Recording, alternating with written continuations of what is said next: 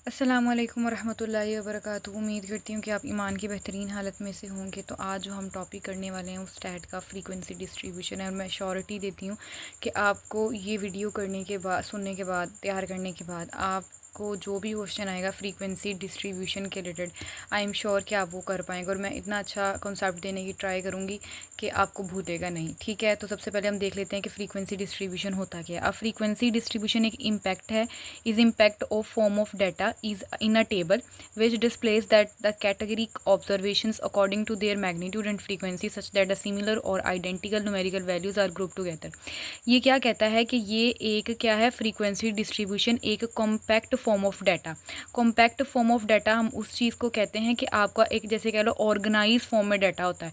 इन अ table में represent करते हैं हम एक ऑर्गेनाइज फॉर्म ऑफ डाटा को, जो कि शो करवाता है कि आपकी कौन कौन सी ऑब्जर्वेशन की कैटेगरीज हैं। ठीक है, और फिर कहता है, और वो कैटेगरीज किसके अकॉर्डिंग होती हैं, अकॉर्डिंग टू देयर मैग्नीट्यूड भी हो सकती है, उसकी फ्रीक्वेंसी के मुताबिक भी हो सकती है, उसके मिड पॉइंट के मुताबिक भी हो सकती है, उसके प्रोबेबिलिटी के नंबर ऑफ चांसेस जितनी दफ़ा वो आया उसके मुताबिक भी हो सकती है। ठीक है, such that the similar and identical numerical values are group to data together. ठीक है, अब इसमें एक टर्म इस्तेमाल हुई है फ्रीक्वेंसी की। ठीक है, तो फ्रीक्वेंसी क्या है, number of values falling in a particular category. ठीक है, वो वाली नंबर ऑफ वैल्यूज़ जो कि पर्टिकुलर कैटेगरी में फॉल करे तो उसको हम कह देते हैं, इसको हम जो है ना, जो ये छोटे एफ से डिनोट करते हैं। ये अब इसका क्वेश्चन मैंने चूज़ किया है आप लोगों के पास पेपर में से। ठीक है, 2 सवाल मैंने आप लोगों के पास पेपर में से करवाने हैं और इसमें इंशाल्लाह कवर करवा दूंगी। उसके बाद ये आपका राइट बनता है कि जितने पास पेपर में फ्रीक्वेंसी डिस्ट्रीब्यूशन का क्वेश्चन आया है तो आप मुझे सॉल्व करके भेजेंगे, या मुझे आप कह सकते हैं कि वेरिफिकेशन के लिए भेज सकते हैं कि हमारा चेक कर दें आंसर ठीक आया है कि नहीं आया। तो मैं ये उम्मीद करती हूँ कि आप, मुझे पता है यूनिवर्सिटी के स्टूडेंट है और मेरा नंबर तो आप लोगों के पास होगा। ठीक है, और अगर नहीं है तो आप मुझसे मेरा नंबर ले सकते हैं। ठीक है, और फिर जो है ना, आप मुझे एज प्रैक्टिस के तौर पर ये मुझे क्वेश्चन लाजमी सेंड करेंगे ताकि हम पास पेपर की एक PDF बना सकें और फिर हम नेक्स्ट जो मतलब बच्चों को जो है ना हेल्प आउट कर सकें, जो ये कर सकते हैं। ठीक है, ज़्यादा बर्डन नहीं मैं डाल रही। Okay, now start. बिस्मिल्लाहिर्रहमानिर्रहीम। सबसे पहले दुआ पढ़ लेते हैं, रब्बी यस्सिर वला तुअस्सिर व तम्मिम बिल खैर। और ये दुआ का मतलब ये है कि अल्लाह ताला जो हम करने वाले हैं ना उसमें हमारे लिए आसानियाँ पैदा कर दे। ठीक है, ताकि हमें आसानी से हर चीज़ समझ आ जाए। मैंने उसने पेपर में क्वेश्चन दिया हुआ था, मैं क्वेश्चन भी आपको जो है ना लास्ट पे इसका दिखा देती हूँ कि ये किस तरह का क्वेश्चन था। मैंने क्वेश्चन नहीं लिखा, ज़ाहिर सी बात है, बड़ी सारी स्टेटमेंट थी। तो उसने कहा था कि पहले आप इसकी तो डेफिनेशन लिखो, फिर इसके स्टेप्स लिखो, फिर इस क्वेश्चन को सॉल्व करो। तो मैंने डेफिनेशन तो मैंने आप लोगों को करवानी थी ना, अगर वो ना भी पूछता तो। और इसके अलावा जो स्टेप्स थे ना, वो स्टेप्स मैं आपको बताती हूँ। सबसे पहले आप लोगों ने रेंज फाइंड आउट करनी है। अब रेंज का फार्मूला क्या है कि मैक्सिमम वैल्यू में से मिनिमम वैल्यू को निकाल दो। जो सबसे बड़ी वैल्यू होगी आपके डाटा में उसमें से सबसे छोटी वाली वैल्यू को निकाल दो। फिर था number of classes. Number of classes आपने फाइंड करनी है, मतलब के फाइंड करना है। उसका फार्मूला ये होता है 1 + 3.22 log की पावर n। ठीक है, अब ये n क्या है, ये हमारे पास क्या होता है जी, नंबर ऑफ जो भी हमें वैल्यू गिवन होती है ना, यहाँ पे ये n की वैल्यू गिवन होती है हमें क्वेश्चन में। स्टेप 3 में क्या कहता है, क्लास वर्थ मालूम करनी है। क्लास वर्थ इस तरह से निकलती है, range over number of classes. ठीक है, range over number of classes जो हमने यहाँ से फाइंड आउट किया होगा वही निकाल लेंगे। डन हो गया यहाँ तक। अब उसके बाद आगे 3-4 स्टेप आप और बनाना चाहिए। हम इसके बाद इसका टेबल बनाते हैं। उसके बाद चौथे स्टेप पे हम क्लास लिमिट लगाते हैं, फिर हम क्लास बाउंड्री निकालते हैं, फिर हम मिड पॉइंट निकालते हैं, फिर हम उसका टैली निकालते हैं, फिर हम फ्रीक्वेंसी लगाते हैं। देन हमारा क्वेश्चन खत्म हो जाता है। ठीक है, सबसे पहले जो 3 स्टेप हमने बात की, अब हम इस पे क्वेश्चन पे अप्लाई करने हैं। सबसे पहले हमने अपने जो क्वेश्चन में ना, इसकी वैल्यूज़ ना कुछ इस तरह से दी हुई थी क्वेश्चन में। मुझे तुक्के लगा रही हूँ, वैसे मुझे कंफर्म याद नहीं, लेकिन इस तरह ना इतनी सारी वैल्यूज़ दी हुई थी।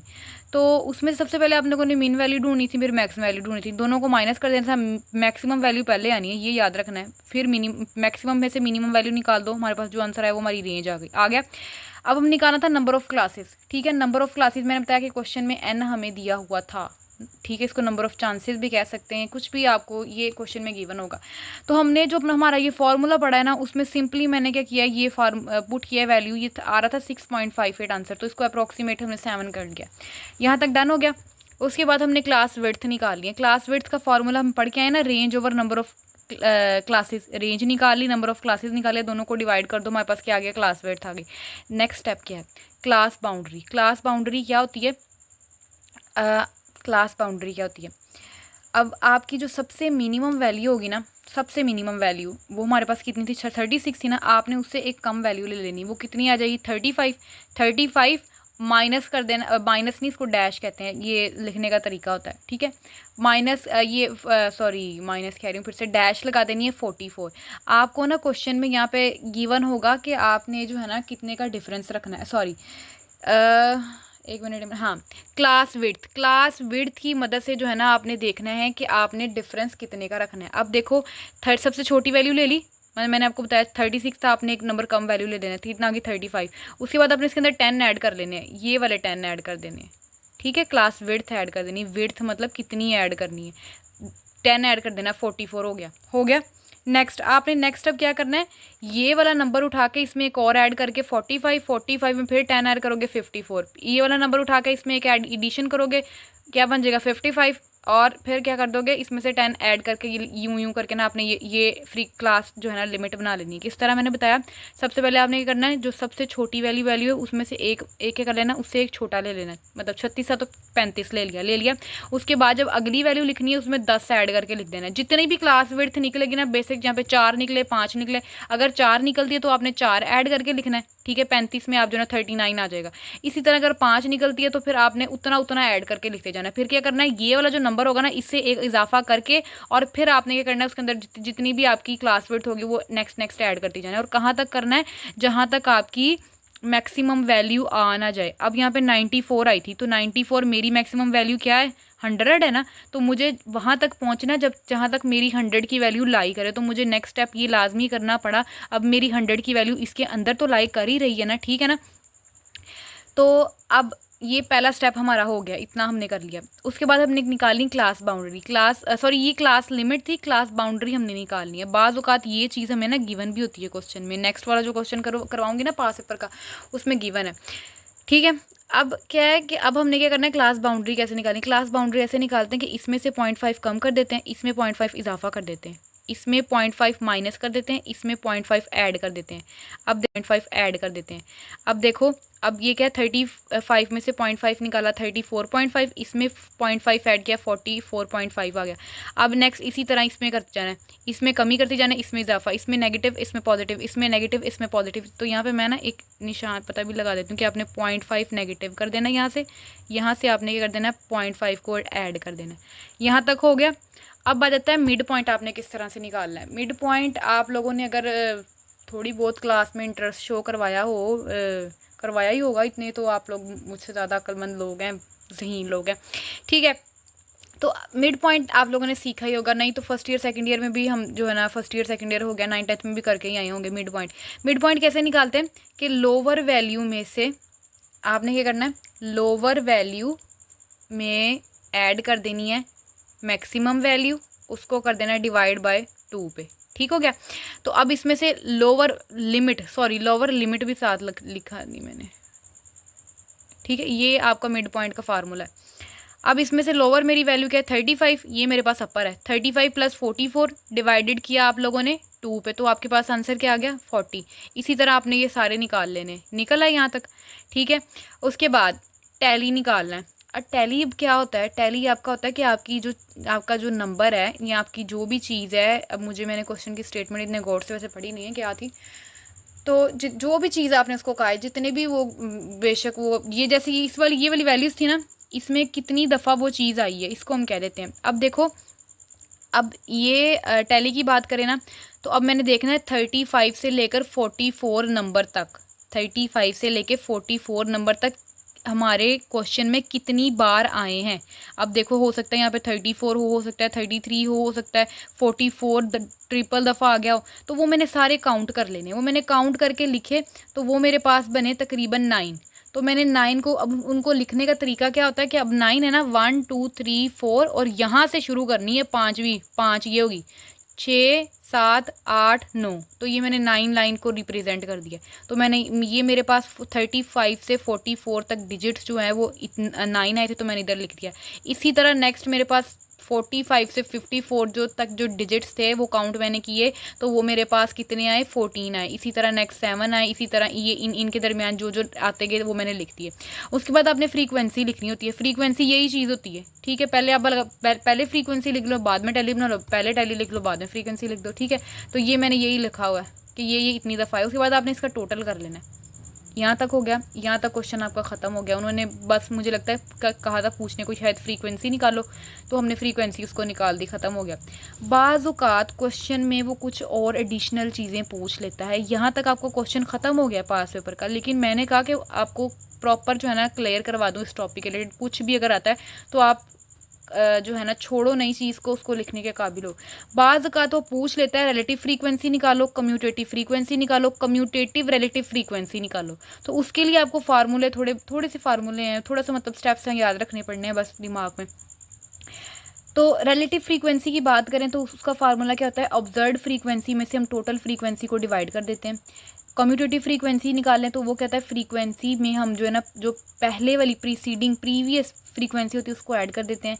कम्यूटेटिव रिलेटिव फ्रीक्वेंसी किस तरह से निकालते हैं, कम्यूटेटिव फ्रीक्वेंसी को टोटल फ्रीक्वेंसी पर डिवाइड कर देते हैं। ये कम्यूटेटिव जो फ्रीक्वेंसी है इसको हम टोटल पर डिवाइड कर देते हैं। तो मैंने इसका भी टेबल बनाया खुद से, ठीक है।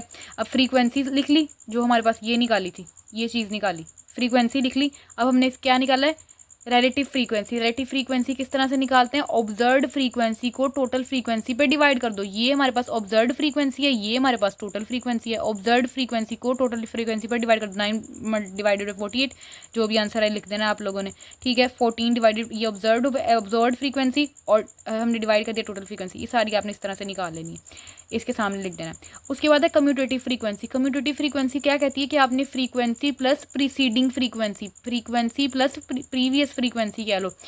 फ्रीक्वेंसी मेरे पास क्या है, 9 आ गया, लिख दिया। अब उसमें क्या कर दो, कहता है कि अब अगली वैल्यू 14 है ना हमारे पास, ये हमारे पास क्या है, ये फ्रीक्वेंसी आ गई। इसमें हमने प्रीवियस फ्रीक्वेंसी को ऐड करना है। एक तो ये फ्रीक्वेंसी आ गई 14 फ्रीक्वेंसी, इसमें प्रीवियस फ्रीक्वेंसी को ऐड कर दिया, मतलब 9 को ऐड कर दिया, आंसर आ गया। अब क्या किया कि अब ये फ्रीक्वेंसी है ना, इसमें प्रीवियस फ्रीक्वेंसी को ऐड कर दिया, तो वो क्या आ गया, 23 + 7 क्या 30 आ गया। इसी तरह अब ये फ्रीक्वेंसी है ना मेरे पास 6, अब 6 प्लस प्रीवियस फ्रीक्वेंसी को ऐड कर दो, 36 आ गया। इसी तरह आपने ये निकाल लेनी है। उसके बाद है कम्यूटेटिव रिलेटिव फ्रीक्वेंसी। इसको कैसे निकालना है, कम्यूटेटिव फ्रीक्वेंसी को डिवाइड कर देना आपने टोटल फ्रीक्वेंसी। कम्यूटेटिव फ्रीक्वेंसी कौन सी, ये वाली ये वाली 9, 23, 30, इस तरह जो भी निकल के आ रही है, 36 सॉरी। तो अब हमने क्या है, 9 divided by total, 23 divided by total, 30 divided by total, 36 divided by total, जो कि 48 है। तो इस तरह आपने ये 3 कर देना। तो ये तकरीबन मैंने आपको सारा बता दिया फ्रीक्वेंसी डिस्ट्रीब्यूशन का क्वेश्चन जो है वो किस तरह से आता है। नेक्स्ट मैं आपको बताने वाली हूँ आपके पेपर में फ्रीक्वेंसी डिवीजन डिस्ट्रीब्यूशन को लेकर उन्होंने कहा है कि आप इसका मीन मीडियन मॉड फाइंड करें। तो अगर उस तरह का क्वेश्चन आता है तो आप छोड़ेंगे तो नहीं ना। अब मेरे बच्चे हैं तो मैं चाहूँगी तो नहीं कि वो छोड़ें, 20 नंबर का लॉन्ग छोड़ दें। तो ये लाजमी सवाल आता ही आता है पेपर में, मैं आप लोगों को बता दूँ, क्योंकि आप लोगों को 2024 का पेपर देखें, 23 का पेपर देखें, 22 का पेपर देखें, तीनों में ये सवाल आए हुए हैं, ठीक है। ये मेरे ख्याल आप लोगों का है 23 से 22 के पेपर के में जो है ना ये क्वेश्चन है। मैं लास्ट पेपर शेयर करूँगी तो आपको समझ आ जाएगी, ठीक ओके। देन आपको उन्होंने कहा इसी तरह का क्वेश्चन दिया हुआ था। उन्होंने कहा जी मीडियन फ्रीक्वेंसी डिवीजन की मदद से मीडियन और जो है ना मीडियन और एक और था मॉड फाइंड करें। तो मैंने कहा कि 2 फाइंड करवाना है, पीछे 1 रह गया है, तो उसको छोड़ेंगे क्यों। तो मैंने कहा वो भी जो है ना कवर करवा दूँ, ओके। अब मीडियन सब उन्होंने ना सिर्फ आपको क्लास लिमिट दी हुई है और फ्रीक्वेंसी दी हुई थी, ये इतना पोर्शन दिया हुआ था क्वेश्चन में आपको, ठीक है। और उन्होंने कहा कि फ्रीक्वेंसी डिस्ट्रीब्यूशन मीडियन और मोड से फाइंड आउट करके दिखाएं, इतना सवाल दिया हुआ था, मैंने बता दिया आपको। अब सबसे पहले मीडियन फाइंड करने के लिए आपने क्या करना है, क्लास बाउंड्री, क्लास फ्रीक्वेंसी निकालनी है। क्लास फ्रीक्वेंसी अभी हम निकाल के आए हैं, अभी हमने क्लास फ्रीक्वेंसी का मेथड सीखा था ना। क्लास फ्रीक्वेंसी मैंने कहा था ना पूछ सकता है वो। क्लास फ्रीक्वेंसी की हम कहते हैं फ्रीक्वेंसी प्लस प्रीसीडिंग फ्रीक्वेंसी करते हैं, तो हमारे पास क्लास फ्रीक्वेंसी आ जाती है।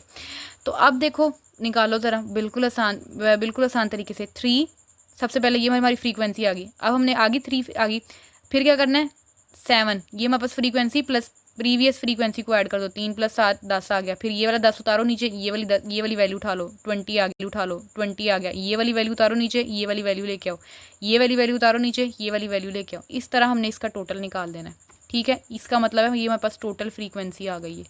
डन हो गया, यहाँ तक 49 आ गया। अब हमारे पास ना मीडियन का फॉर्मूला होता है ये वाला, L + n/2 - f × h/f, ठीक है। अब यहाँ पे L क्या है, ये हमारे पास लोअर लिमिट होती है, ठीक है, लोअर लिमिट होगी, और H हमारे पास डिस्टेंस होता है। फ्रीक्वेंसी जो है ना हमारे पास ये इसको फ्रीक्वेंसी कुछ कहते हैं, मुझे नाम नहीं याद आ रहा। ये हमारे पास टोटल बड़ा F होता है हमारे पास टोटल फ्रीक्वेंसी, और ये छोटे वाला F मुझे नहीं याद आ रहा अब क्या होता है। और N हमारे पास जितना भी जो है ना, कह लो कि N किसको कहते हैं हम, कि कितनी दफ़ा वो नंबर जो है ना वो आया है, टोटल नंबर ऑफ, जिसको टोटल नंबर कहते हैं जिसको। अब देखो, सबसे पहले इतना करने के बाद कम्यूटेटिव फ्रीक्वेंसी, सबसे पहले टेबल बनाया, टेबल कम्यूटेटिव फ्रीक्वेंसी निकाल ली, डन हो गया, यहाँ तक हो गया हमारा ख़त्म। नेक्स्ट आपने क्या करना है, फॉर्मूले के लिए n/2 निकालना है। n/2, n हमारे पास कितना निकला है, नंबर ऑफ फ्रीक्वेंसी कितनी निकली है, 49 निकली है ना। 49 को कर देना डिवाइडेड बाई 2, हमारे पास ये आंसर आया था 24.5। अब आपने इस वैल्यू को देखना है, इस वैल्यू को लेना है, ये बहुत इंपॉर्टेंट स्टेप है और ये लाजमी आपको आना चाहिए। 24.5 आपने देखना है कि आपकी कम्यूटेटिव फ्रीक्वेंसी में कौन सी ऐसी लाइन है जहाँ पर ये वैल्यू लाई कर रही है, ठीक है। अब देखो 20 क्या 10 में लाई कर रही है, 24 नहीं, जाहिर सी बात है 10 जो है ना छोटा होता है, 24 बड़ा होता है। अगली वैल्यू में देखते हैं 20 क्या इस वैल्यू में लाई कर रही है, नहीं, 20 हमें पता है 20 छोटा होता है, 24 बड़ा होता है। क्या इस लाइन में वैल्यू लाई कर रही है, 38 है, तो जाहिर सी बात है कि 20 और 38 के दरमियान ये वैल्यू होगी ना, यहाँ पे हो नहीं सकती, मतलब इधर ही वो वैल्यू है।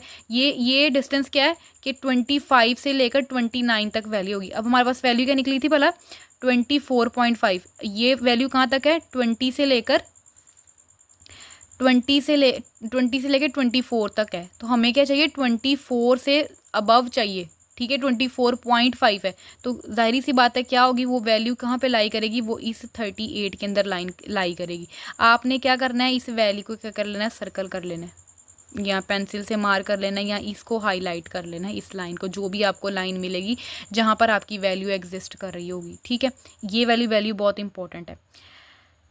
इस लाइन में अगर आपको मैं बात बताऊँ, इस लाइन में जो सबसे पहली होगी क्लास लिमिट में, ये आपकी लोअर लिमिट होगी, ये आपकी अपर लिमिट होगी। इसको L से रिप्रेजेंट करेंगे, इसको U से रिप्रेजेंट करेंगे। ये हमारे पास F1 फ्रीक्वेंसी होगी, ठीक है। और डिस्टेंस देख लेना, डिस्टेंस इन सबका सेम होगा, तो वो 10 में से जो 5 डिफरेंट डिस्टेंस बनता है, मतलब अगर 39 को आप माइनस करो 34 से तो 5 आता है। इसी तरह आप हर किसी का करके देखोगे तो 5 डिस्टेंस आएगा।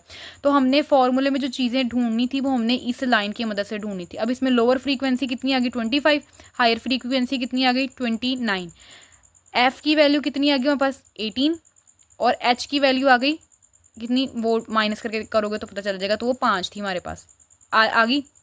हमने सिंपल वैल्यू पुट की, हमारे पास आंसर आ गया, मीडियन निकल आया। अब निकालना है मोड के लिए भी ये फार्मूला है सिंपल। मोड के लिए फार्मूला कुछ इस तरह से, L + F1 - F0 2F1 - F0 × F2 × H। अब F1 और F0 कैसे निकलेंगे, अब ये आपकी F1 की वैल्यू है, इसके ऊपर एरो लगाओगे तो ये F0 की वैल्यू बन जाएगी, इसके नीचे एरो लगाओगे तो ये हमारे पास F2 की वैल्यू बन जाएगी। सिंपल वैल्यूज़ जो है ना मैंने इधर लिख ली हैं, फार्मूले पुट करो तो अपना आंसर कर लो, ठीक है। ये हमने अपना आंसर निकाल लिया। सिंपल क्या है कि बस आपने कहना जो आपकी वैल्यू आ गई है n/2 से, तो उसको आपने देखना है कि वो आपकी कम्यूटेटिव फ्रीक्वेंसी के अंदर देखना है कि वो कहाँ पर लाई कर रही है। अब 20 के बाद जाहिर सी बात है 20 जो छोटा था, 20 से आगे एक नंबर है कोई ऐसा होगा तो वो उधर लाई करेगी। अब वो कौन सा था, 38, तो जाहिर सी बात है वो नंबर जो है वो लाइन 38 इसके अंदर लाई कर रहा है, 24.5 इस 38 के अंदर लाई कर रहा था, तो इसको हमने सेलेक्ट कर लिया। उसके बाद यहाँ तक आपका क्वेश्चन ख़त्म हो जाता है। लेकिन मैंने कहा कि अब सब सारा करवा दूँ तो एक ही वीडियो में जो है ना हम ये भी कवर कर लें कि हमने मीन किस तरह से निकाला है। मीन का फार्मूला कुछ इस तरह से होता है, x बार summation f × x summation f। अब इसमें क्या है कि इसमें सबसे पहले हमने मिड पॉइंट निकालना पड़ेगा। मिड पॉइंट मैंने आपको पहले भी बताया कि हमने पहले पढ़ के आए हैं। मिड पॉइंट वाला क्या था भला, कि आपकी लोअर लिमिट प्लस आपकी अपर लिमिट डिवाइडेड कर दो किस पे, 2 पे, lower limit plus upper divided by 2 कर दो। तो सबसे पहले ये क्लास इंटरवल तो आपको गिवन था पहले ही, ठीक है। अब हमने क्या किया, फ्रीक्वेंसी भी आपको गिवन थी, ये वाली चीज़ भी गिवन थी। हमने मिड पॉइंट निकाला। मिड पॉइंट कैसे निकाला, 10 + 14 डिवाइडेड बाई 2 किया तो 12 आ गया। 15 + 19 को किया तो डिवाइडेड बाई 2 किया तो हमारे पास 17 आ गया। इस तरह ये वैल्यूज़ निकाल ली। उसके बाद अब हमारे फॉर्मूले के अकॉर्डिंग हमने क्या करना है, एफ को मल्टीप्लाई करना है एक्स के साथ। इसका ये तो टोटल हमें पता ही ना 14 है। एफ को मल्टीप्लाई करना है एक्स के साथ, तो आपने करना है, मतलब ये मिड पॉइंट है, ये मिड पॉइंट, ये फ्रीक्वेंसी मल्टीप्लाई बाय मिड, इसको इन दोनों को सामने सामने को मल्टीप्लाई करी जो। 12 को 3 पे मल्टीप्लाई किया, 36, 17 को मल्टीप्लाई बाय 7 किया, 119, 27 को 10 पे किया, 220, इस तरह करके निकाले, उसका टोटल निकाल लिया। अब हमारे क्वेश्चन की रिक्वायरमेंट थी ना, ये हमारे फॉर्मूले की सॉरी रिक्वायरमेंट थी ये, कि हमने summation F multiply by x निकाला, मतलब कि इनको मल्टीप्लाई करवा के इनका टोटल लिया है। तो इनका टोटल जब लिया तो वो हमारे पास 1122 आया, यही हमें चाहिए था।